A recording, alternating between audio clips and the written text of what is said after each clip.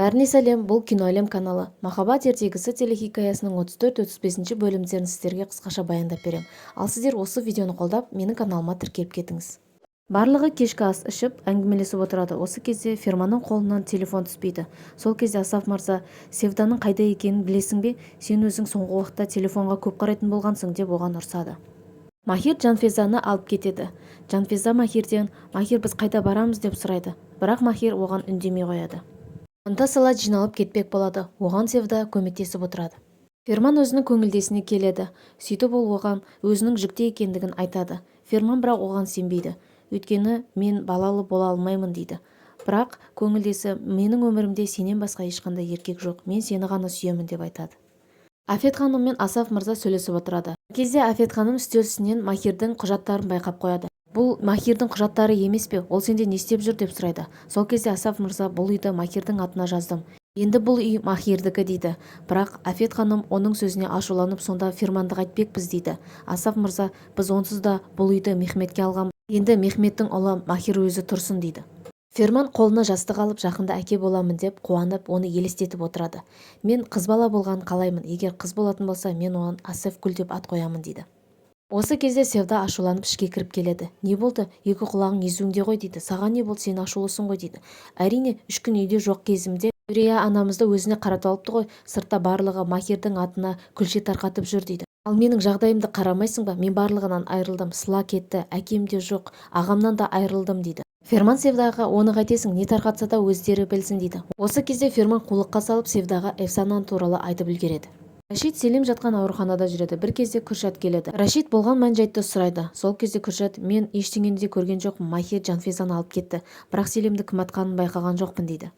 Бір кезде дәрігер шығады. Сіздер Селим мырзаның жақынысыздар ма дейді. Иә дейді. Ол кісіге қан керек дейді. Сол кезде Рашид мырза менің қаным оған тура келеді деп Селимге қан береді.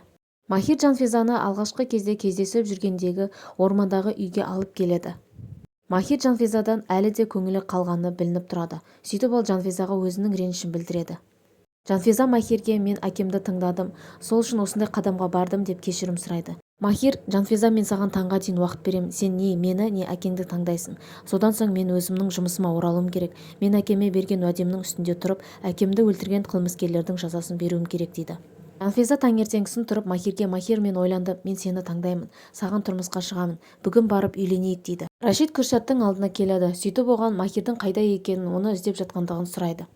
Күршат Рашидке сен білмесең мен қайдан білем, ол менің үйімді төңкеріп қызымды алып кетті, ал Селимнің жағдайы болса мынау өледі не тірі қалатыны да белгісіз, сен іздесеңші дейді.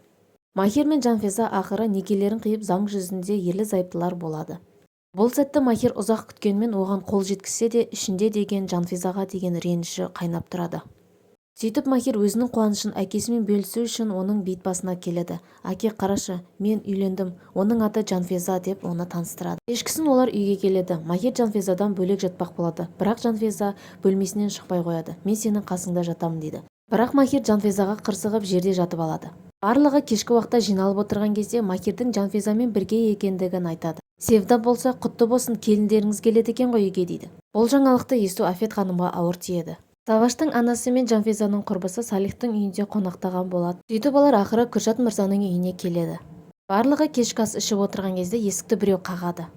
Саваш ақыры анасына оралады. Баласын аман сау көрген анасы өте қатты қуанып жылап жібереді. Махир қатты ұйқыға кеткен кезде Жанфеза оның қасына келіп ұйықтап қалады. Таңертең ояна салып Жанфеза Махирден өзінің кешіруін сұрайды. Махир анасымен сөйлеседі. Ол оған Жанфезаның заттарымен бөлмесін дайындап қойсын деп өтінеді. Сөйтіп бұл жаңалықты Махирдің анасы төменге түсіп, Асаф мырза мен Афет ханымға айтады.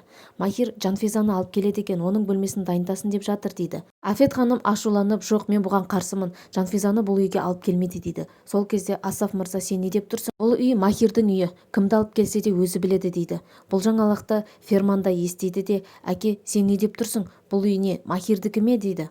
Селим ауруханада жатқан кезде оның алдына Махир келеді.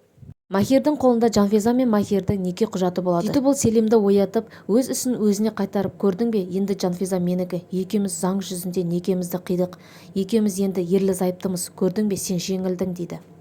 Мұнда Саваш Рашид мырзамен сөйлесіп отырады. Рашид мырза, Саваш сен үйіңе оралдың ба? Енді маған барлық жаңалықтарды бөлісіп отырасың, мен не айтам соны істейсің деп бұйырады. Махир Рашидпен кездеседі. Сөйтіп ол Жанфизамен үйленгенін айтады. Бұл жаңалық Рашид мырзаға ұнамайды. Кürшат Махирге барлық қылмыстарының құжаттарын көрсетеді. Сөйтіп ол қаласаң осы кеште мені тұтқында. Мен барлығында мойындаймын дейді. Сол кезде Махир, сен ғой менің әкемді өлтірген, яғни сен Савашқа бұйрық бердің дейді. Сол кезде Кürшат, мен қылмысымның жазасын өтеуге дайынмын, бірақ осы істі соңына дейін жеткізуім керек. Мен жазамды сенің әкең шейіт болған күннен бастап тартып келемін. Әйелім Жанфизаны өмірге әкеле сап сол күні қайтыс болды. Анам 20 жыл бойы маған өкпелеп сөйлемей қойды. Жанфиза да менің күнәларымның жазасын өтеп келеді дейді. Сенің әкеңді өлтірсін деп бұйрық берген адам ол Борис дейді. Бористі ұстау саған оңайлыққа соқпайды, сол үшін екеуміз бірігуіміз керек. Өйткені сен жалғыз өзің оның қылмысын дәлелдей алмайсың. Махир ашуланып, сен не деп тұрсың? Сонда мен сенімен бірігіп кетуім керекпін бе? Қайдағы біріккенді айтасың дейді. Кürшат, мен мемлекетке құпия куәгер ретінде саған көмектескім келеді дейді. Екеуміз біріккенде ғана Бористі жеңе аламыз дейді. Ферман әкесінің үйді Махирге қалдырғанын естіген соң ашуланып, ол үйден заттарын жинап кетпек болады. Ферманға Асаф мырза үйден кетпе дейді. Бірақ Ферман, сендер Махирге үйді қалдырдыңдар, өйткені ол сендердің туған балаларың болған үшін солай жасадыңдар ма дейді. Осы кезде Махир ішке кіріп келеді. Барлығы да Махир мен Жанфизаға аң-таң болып қарап тұрады. Сол кезде Афет ханым ашуланып тұрып, мен мына Кürшаттың қызы Жанфизаны үйге кіргізбеймін дейді. Махир Афетке қарап тұрып, енді ол Жанфиза Йылмаз дейді.